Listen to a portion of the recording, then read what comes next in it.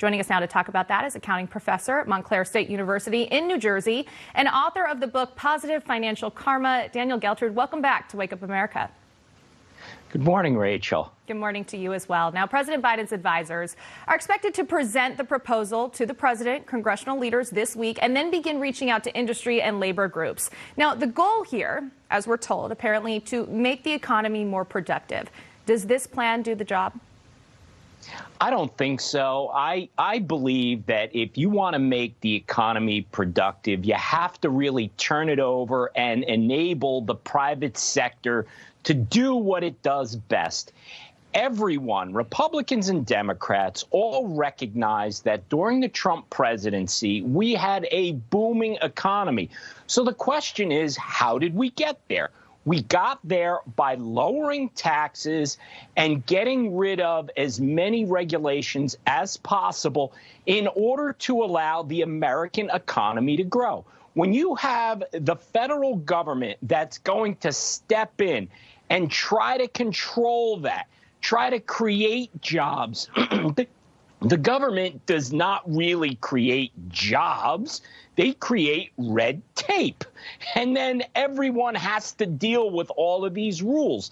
Putting those handcuffs on American businesses and on Americans in general simply doesn't work. History shows us that. I believe the Biden administration is going in the wrong direction here.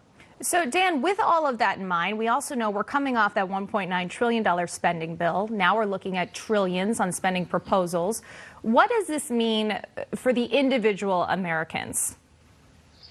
First, let me say this, Rachel. The way we talk about trillions, we've become numb to how large that number really is. So let me just put that in a little bit of context here.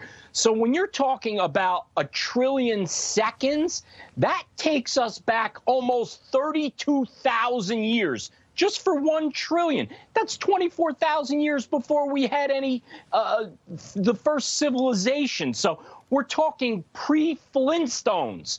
That's just 1 trillion. When you talk about our debt of 30 trillion, now you're talking about almost 1 million years. So with numbers that big, and now we're talking about spending 2, 3, or 4 trillion more, the damage that that is doing to our country in the long term is incalculable right now. You cannot sustain it.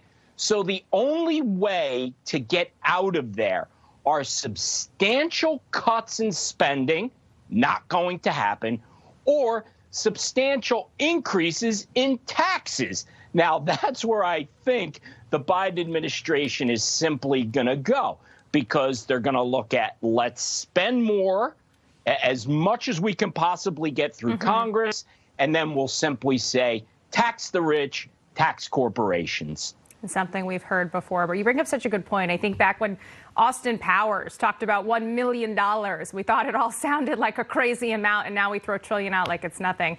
Dan Geltrude, that's all the time we have for today, but thank you again for your insight as always. Thank you, Rachel. All right.